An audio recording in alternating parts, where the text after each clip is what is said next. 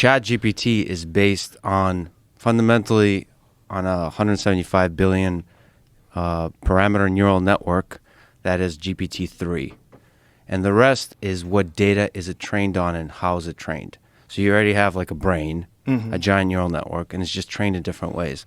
So GPT-3 came out about 2 years ago, and it was like impressive but dumb in a lot of ways. It was like you would expect as a human being for it to generate certain kinds of text, and it was like saying kind of dumb things that were off. And you're like, all right, this is really impressive, but it's not quite there. You can tell it's not intelligent. And what they did with GPT 3.5 is they started adding more and different kinds of data sets there.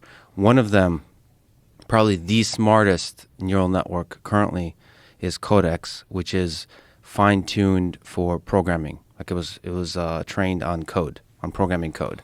And when you train on programming code, which ChatGPT is also, you're teaching it something like reasoning, because it's no longer information and knowledge from the internet. It's also reasoning. You can like logic. Even though you're looking at code, programming code is you're looking at me like, what the fuck is he talking about? No. That's not what I'm looking at. I'm looking at you like, oh my God. But reasoning is in order to be able to stitch together sentences that make sense, you not only need to know the facts that underlie those sentences, you also have to be able to reason. Yeah. And we take it for granted as human beings that we can do some common sense reasoning. Like this war started at this date and ended at this date, therefore it means that like the start and the end has a meaning. There's a temporal consistency. There's a cause and effect. All of those things are inside programming code. By the way, a lot of stuff I'm saying we still don't understand. We're like intuiting why this works so well. Really? But these are the intuitions. Yeah, there's a lot of stuff that's not clear. So so GPT 3.5, which ChatGPT is likely based on, there's no paper yet, so we don't know exactly the details. But it was just trained on code and more data that's able to give it some reasoning. Then, this is really important, it was fine-tuned in a supervised way by human labeling. Small data set, but human labeling of here's what we would like this network to generate. Here's the stuff that makes sense. Here's the kind of dialogue that makes sense. Here's the kind of answers to questions that make sense. It's basically pointing this giant Titanic of a neural network into the right direction that aligns with the way human beings think and talk. So it's not just using the giant wisdom of Wikipedia and just, I can talk about what data sets it's trained on, but just basically the internet. It was pointed in the wrong direction. So this supervised labeling allows it to point in the right direction to when it says shit, you're like, holy shit, that's pretty smart. So that's the alignment. And then they did something really interesting is using reinforcement learning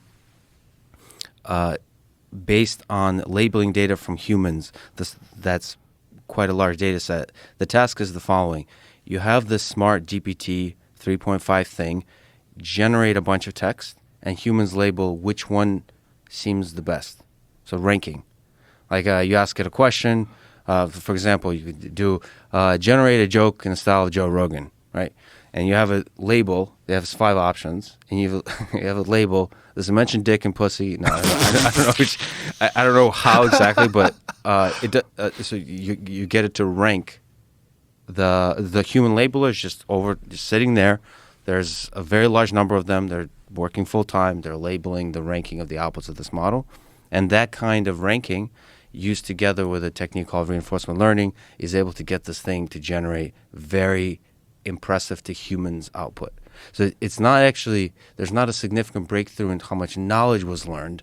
That was already in GPT-3, and there was much more impressive models already trained. So it's on the way, not just OpenAI.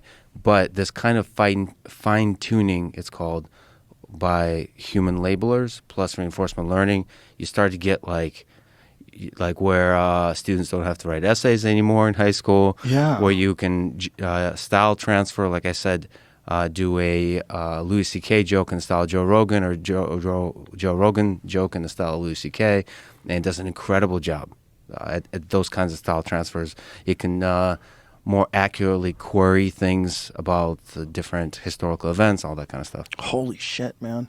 The idea that you don't exactly know why it works the way it works That's too close to human. That's too close to human thinking.